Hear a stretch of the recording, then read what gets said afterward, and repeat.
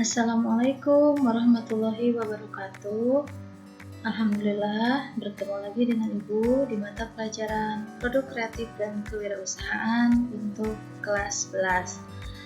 Salam sehat selalu, tetap mematuhi protokol kesehatan di masa pandemi ini. Baiklah, untuk materi kali ini kita akan membahas mengenai prosedur pengujian produk, barang, dan jasa, di mana kompetensi dasarnya adalah di 3.14 menganalisis prosedur pengujian kesesuaian fungsi produk, barang, dan jasa. Di 4.11 melakukan pengujian produk, barang, dan jasa. Selanjutnya, tujuan pembelajaran. Adapun tujuan pembelajaran yang diharapkan tercapai dari materi yang akan Ibu sampaikan, peserta didik bisa memahami pengertian, tujuan, dan fungsi pengujian produk, barang, dan jasa dengan baik. Nah, ini adalah contoh dari pengujian produk. Baik, pengertian pengujian produk adalah segala proses yang dilakukan oleh seorang peneliti, baik melalui pengukuran kinerja, keamanan, kualitas, dan kesesuaian produk terhadap standar yang telah ditetapkan. Tujuan pengujian produk. Mengapa sih produk itu harus diuji terlebih dahulu? Karena bertujuan antara lain: 1. Untuk memastikan produk tersebut telah memenuhi persyaratan spesifikasi, regulasi, dan kontrak sesuatu produk. Yang kedua, memastikan produk sudah berjalan sesuai dengan standarnya melalui pembuktian demonstrasi produk. Yang ketiga, menetapkan kesesuaian produk dengan penggunaan akhir. Yang keempat, sebagai dasar untuk komunikasi teknis suatu produk. Yang kelima, sebagai sarana perbandingan dengan produk yang lain. Yang keenam, sebagai bukti dalam proses hukum seperti pertanggungjawaban produk, hak paten, klaim produk, dan lain sebagainya. Yang ketujuh, membantu memecahkan masalah yang terkait dengan kendala produk. 8. Membantu mengidentifikasi efisiensi biaya dalam proses produksi. Selanjutnya, ada beberapa pertanyaan acuan dalam pengujian produk. 1. Apakah produk tersebut bermanfaat? 2. Apakah produk telah memenuhi kebutuhan? 3. Bagaimana performa produk yang akan dipasarkan? 4. Apakah konsumen menyukai produk ini dibandingkan dengan produk yang lain yang sejenis?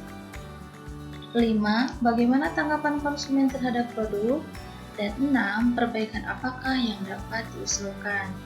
Jadi, ini adalah setelah produk diujikan ke pasar. Selanjutnya,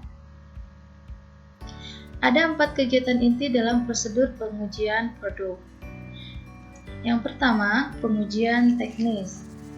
Pengujian teknis atau technical testing yaitu dengan cara membuat prototype. Sebagai contoh, estimasi usia panjang produk dapat mempengaruhi frekuensi dan biaya pengiriman. Yang kedua, pengujian preferensi dan kepuasan digunakan untuk menetapkan elemen yang akan dirancang dalam rencana pemasaran dan untuk membuat ramalan penjualan awal dari produk yang baru. Ketiga, pengujian pasar simulasi merupakan prosedur riset pemasaran yang dirancang untuk memberikan gambaran cepat dan murah mengenai pangsa pasar yang dapat diharapkan dari produk baru. Dan yang keempat adalah pengujian pasar. Nah, dalam uji pasar ini, perusahaan menawarkan suatu produk untuk dijual di wilayah pasar yang terbatas, yang sedapat mungkin mewakili keseluruhan pasar. di mana produk tersebut nantinya akan dijual. Keputusan untuk melakukan pengujian pasar atau tidak ditentukan oleh sejumlah faktor.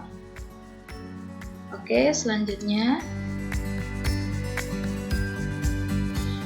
kegunaan pengujian produk. Tentu saja banyak sekali kegunaan dari pengujian produk. Di antaranya, 1. Meningkatkan kinerja produk dan kepuasan pelanggan. 2. Produk akan lebih unggul dibandingkan dengan produk pesaing. 3. Dapat mengukur kadaluarsa pada kualitas produk dalam penyimpanan, misalnya pada produk makanan dan minuman ya. Yang keempat, memberikan pedoman yang tepat terkait masalah harga, nama merek, kualitas kemasan, dan produk. Yang kelima, dapat memantau kualitas produk dari berbagai pabrik dari tahun ke tahun dan bagaimana jalur distribusinya. Dan yang keenam, memberikan gambaran daya terima konsumen terhadap produk-produk. Itu diantaranya kegunaan dari pengujian produk. Selanjutnya, pihak-pihak yang berperan dalam pengujian produk. Yang pertama, pihak pemerintah. Nah, pihak pemerintah ini berperan untuk mengeluarkan undang-undang dan menerbitkan penjamin mutu.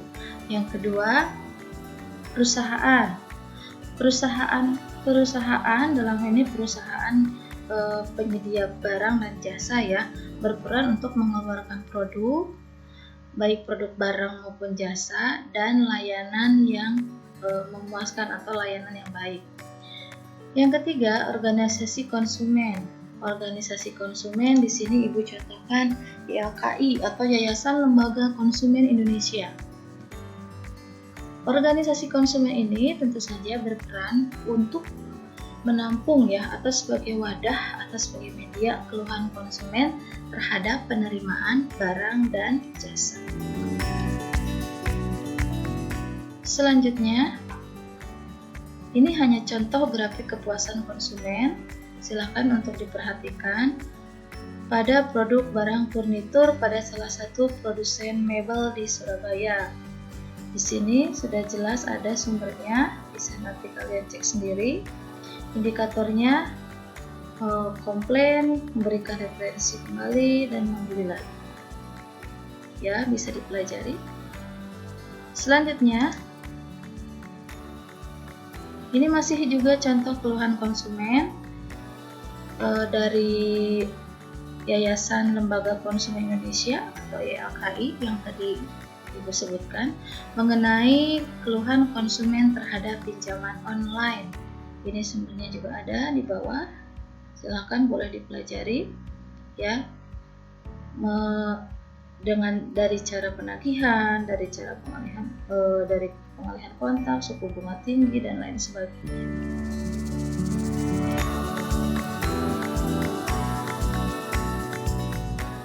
Nah, kesimpulannya, mari kita simpulkan bahwa pengujian produk merupakan tahap yang sangat penting dan merupakan tahap akhir pada siklus produksi massal.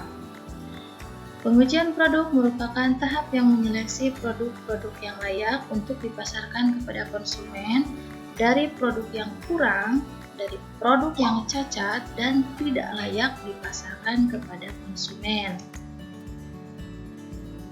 Alhamdulillah, cukup sekian materi yang Ibu sampaikan hari ini. Ibu ucapkan sekian dan terima kasih atas perhatiannya. Salam semangat dan sehat selalu. Tetap jaga kesehatan di masa pandemi ini. Wassalamualaikum warahmatullahi wabarakatuh. Sampai jumpa.